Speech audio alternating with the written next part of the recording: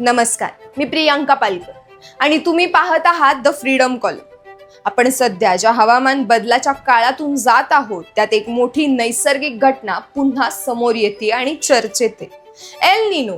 सोप्या भाषेत सांगायचं झालं तर पॅसिफिक महासागरातले पाण्याचे तापमान बदलून वाऱ्याची दिशा बदलती आणि त्याचा थेट परिणाम भारताच्या पावसाळ्यावर होतोय. म्हणजेच पाऊस कमी पडतो आणि उष्णता वाढते. इतिहासात आपण याचे गंभीर परिणाम पाहिले आहेत. 1876 ते 1878 दरम्यान झालेला दुष्काळ हा एक याचं मोठं उदाहरण आहे. त्या काळात भारतासह अनेक देशांमध्ये भीषण दुष्काळ आणि लाखो कोट्यावधी लोकांचा मृत्यू झाला होता. आजच्या काळात अशी परिस्थिती पुन्हा निर्माण होऊ शकते का? काही आंतरराष्ट्रीय हवामान संस्थेचा अंदाज असा आहे, जसे की European centre for medium range weather forecast असं सूचित करतायत की येत्या काळात एल निनो होण्याची शक्यता वाढू शकते. पण हे लक्षात ठेवा, हे फक्त अंदाज आहेत, अंतिम सत्य नाही. तरीही आपण आधीच भारतात उष्णतेच्या लाटा अनुभवत आहोत. तापमान 40 ते 45 अंशापर्यंत पोहोचत आहे आणि जर एल निनो तीव्र झाला तर परिस्थिती आणखी गंभीर होऊ शकते. याचे परिणाम काय होऊ शकतात? पहिला, शेतीवर याचा वाईट परिणाम होऊ शकतो. पाऊस कमी झाला तर पिकांचं उत्पादन घटेल आणि महागाई वाढेल.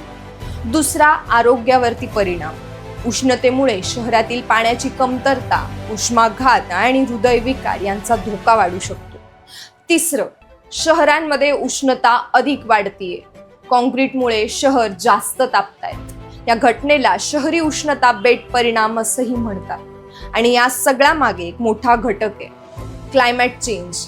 जंगलतोड, प्रदूषण आणि वाढतं शहरीकरण यामुळे परिस्थिती आणखीन गंभीर होऊ शकते. मग आपण काय करू शकतो?